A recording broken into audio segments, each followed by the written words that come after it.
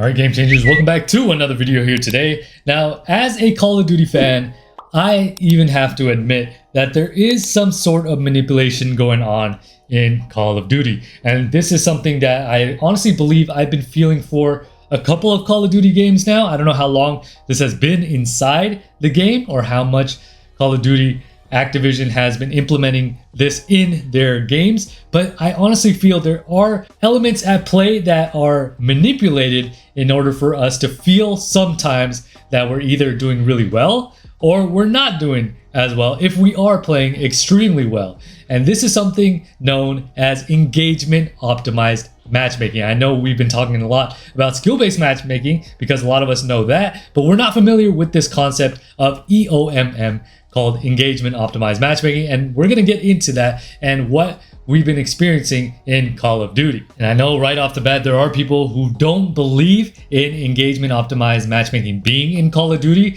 but there are players just like myself who have experienced something different about each game time to time. There are some games where you feel like you're melting people and others where it takes like 10 bullets to drop somebody. So what engagement optimized matchmaking is, it's basically a sophisticated algorithm just like skill-based matchmaking, but it's designed to maximize, the player's engagement and the retention. It's unlike skill-based matchmaking in the fact that what it does is it accounts for a wide range of factors, which include the player's behaviors, their play style, and even psychological responses in various in-game scenarios. The goal is not just to create balanced matches, but to keep players coming back for more. And for those of you guys who might be thinking maybe it's because of your connection, the latency, none of that has been an issue because I've been having pretty good latency, no drops in any of that, no lag. So it's nothing to do with the connection because I've been pretty good with my ping. So there is something ultimately going on that is beyond just the connection, and that again can only lead to EOMM. I mean, in essence, if you really think about it, this is really complicated, but it's crazy to think that this has been implemented in Call of Duty. There was a patent that was released. I am sure you guys have seen that or heard about it, but there was definitely something implemented in Call of Duty that is manipulating some of your matches. So what EOMM essentially is a machine learning algorithm where it analyzes big data analytics to assess and predict player behavior. And it analyzes millions of data points from player interactions. The system can determine, different patterns and preferences. And let me break down how some of these things happen or how it's tracked. And I know some of you guys might think I'm crazy. You think this is way too advanced, but no, they have this system implemented in the game, okay? So number one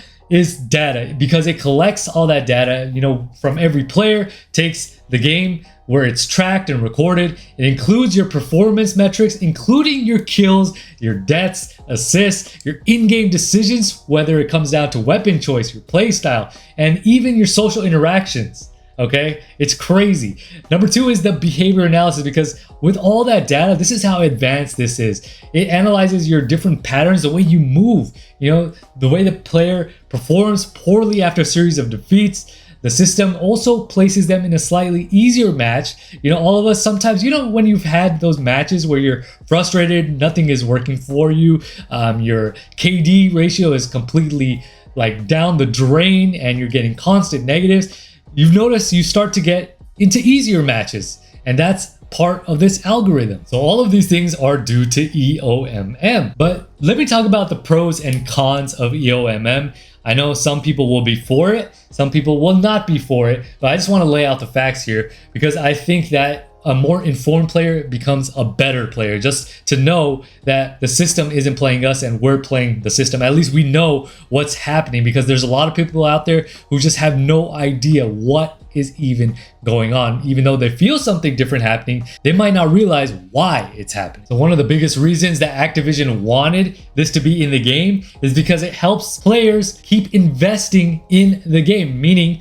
keep coming back and playing this game, because it's beneficial for maintaining that large and active player base. And that's why, it's working so well for Call of Duty, so they would not want it otherwise, right? Because that means more business. And EOMM tailors your gaming experience for each individual player. It provides a unique and satisfying experience that caters to that specific player's preference and play style.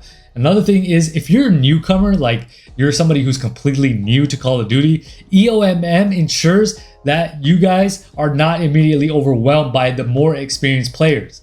And that allows the players to learn and enjoy the game at a manageable pace, because you don't want to constantly beat down, and that's why it kind of coddles the new players and the noobs. So I mean, I get it. I understand fully where Activision is coming from and why they want it in the game, because at the end of the day, the biggest thing here is that business. They want players to keep coming back, so they have a large active population playing the game, and that way they can maximize their profits as well, because the more player base that you have, the more chances that people will go into the store and also buy some of the DLC and the cosmetics. So in that aspect, I understand why they do it from a business perspective. But at the same time, the players are kind of cheated because they're not getting that authentic, fair degree of play, because this type of system creates artificial difficulty spikes and easy wins that don't reflect your true player skill. Because for highly competitive players, EOMM is seen as compromising the integrity of the game because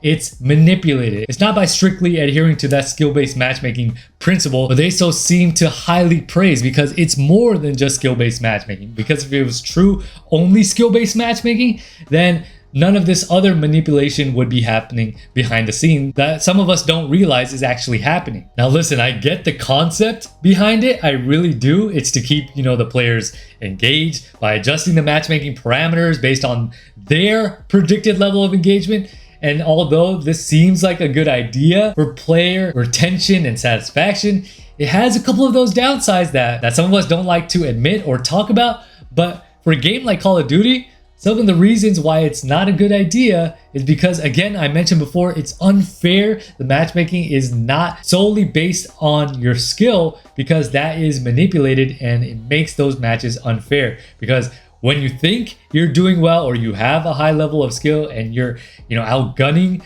and outmaneuvering your enemies, sometimes this system manipulates that and makes you lose those gunfights on purpose. Another thing is that artificial difficulty. Like I mentioned before, it can feel disingenuous and reduces that sense of accomplishment from genuine skill. And another thing is the player trust, because we want to believe that we're doing well in a game. But when you have a system like this implemented by Call of Duty, then it really doesn't feel that way. Now, one thing I will note is I don't know how this works in ranked playlists, because I only play unranked and in casual matches. So I'm curious to see how this presents itself in a ranked playlist, because even if it's in ranked, oh man, that's an even bigger problem, and that would really be unfair to players inside of matches that are really higher stakes, because in those games you have things to lose. In casual playlists, obviously quick play, you don't have to worry about putting that much on the line, because you're not playing for a rank, or you're not playing for money or like tournaments, anything like that, unless you are in a tournament. Again, that's interesting in itself. But in ranked, I would hope it's not in ranked. But again, I don't know the breakdown of it. I don't know what playlist specifically it's in and which ones it's not. That would actually be really interesting to know. I wish somebody would have an article, or a developer or the publisher itself would address or put out that information. But of course, they're not going to put that information out there. They haven't even done it with engagement optimized matchmaking, but we already know for those players who have felt it that it is implemented in the game. So I don't know, man. I think that would be very interesting to know. But I mean, with that patent being out there, we know it has been implemented in the game, and also players do feel that. What do you guys think? Do you even think it's in the game? Do you guys feel any sort of manipulation, or do you think that there's no manipulation going on? Engagement optimized matchmaking is just fantasy. People are just making this up. People are just feeling lag or connection, being dropped or manipulated more than anything else. And this is just, again, like I said before, it's make-believe. It's not real. Skill-based matchmaking is real, but engagement optimized matchmaking, nah, that's not real. I mean, you guys are just crazy who are talking about it, right? But let me know what you guys think. Let me know if you think it's real or not. And if you do think it's real, do you think it has its place in Call of Duty, or do you think that it shouldn't be in Call of Duty? Let me know all of you guys' thoughts down in the comment section below. If you guys enjoyed today's video, make sure you guys hit that like button. If you guys are new to the channel, make sure you guys hit that subscribe button. And don't forget to hit the bell to be notified every single time I upload a video. Now, with that being said, this is GCP signing off.